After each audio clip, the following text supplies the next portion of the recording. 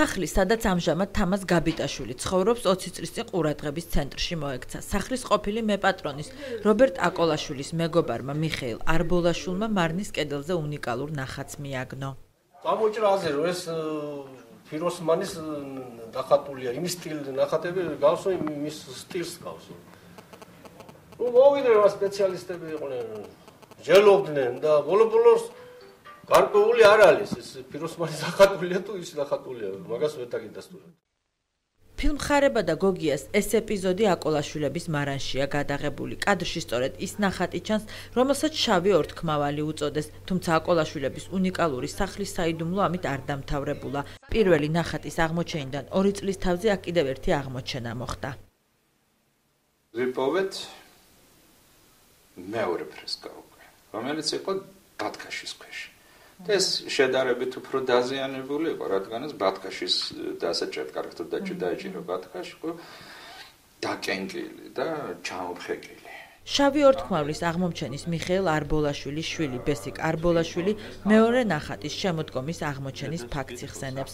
ორ მეგობართან ამირან გოგლიძესთან და ჯიმშერ გუჯეჯიანთან ერთად მან დიდი შრომა გასწია. ჯერ პირველი ნახატის აღდგენისთვის, შემდეგ კი მეორის ბათქაშის ფენიდან ამოყვანისთვის.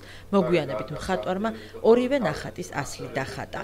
2 დღის მანძილზე დილიდან ღამემდე, ხო, მუხჩალყრელად ეს ბიჭები მუშაობდნენ, რომ გაემაგრებინათ, ჩაეშვათ შიგნით წევები და დაგვიფიქსირებინა ეს ყველაფერი.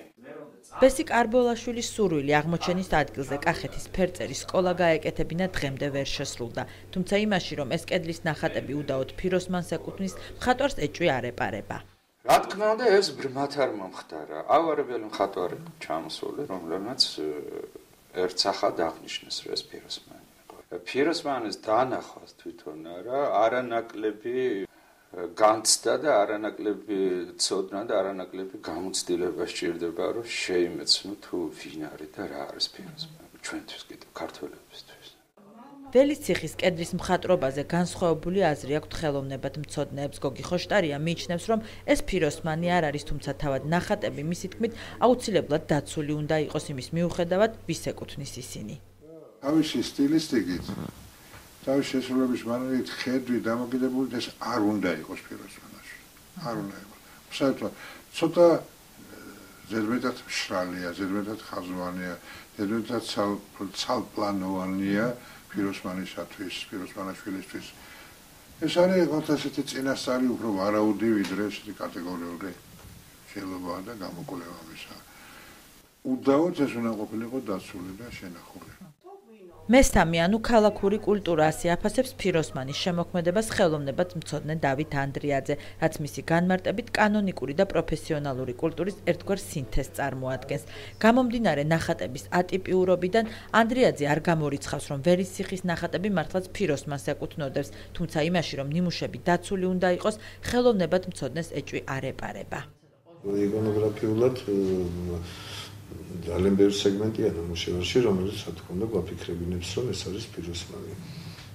და ზედმეტად ბევრიც კი შეიძლება იყოს, მაგრამ ეს არ კმარა იმისთვის, რომ ჩვენ ვილაპარაკოთ ასე საავტორო აუთენტურობაზე. მაგაზე ლაპარაკი არ არის, ეს უნდა იყოს დაცული, ეს უნდა იყოს კონსერვირებული და საერთოდ რაღაც სათანადო სივრცე და თუნდაც იმის მაგალითი უნდა იყოს, რომ აი მესამე კულტურის სივრცეში კიდევ არსებობს ნაწარმოებები, რომლებიც განიხილებიან იმ ტიპოლოგიურ კონტექსტში, რომელ ტიპოლოგიურ კონტექსტში ჯდება ფიროსმანი. ექსპერტები ერთ რამეზე თანხმდებიან, რომ ველის ციხეში 20 წლის წინ აღმოჩენილი კედლის ნახატები უნიკალურია და მათი დაცვა და კონსერვირება აუცილებელი. იმის მიუხედავად, ეკუთვნის ეს ნახატები ნიკო ფიროსმანს თუ არა. პრობლემა კი დღემდე მოუგვარებელია. შავი ორთქმავალი და შემოდგომა ისევ აკოლაშვილების მარნის კედლებზე, ყოველგვარი დაცვისა და კონსერვირების გარეშე რჩება.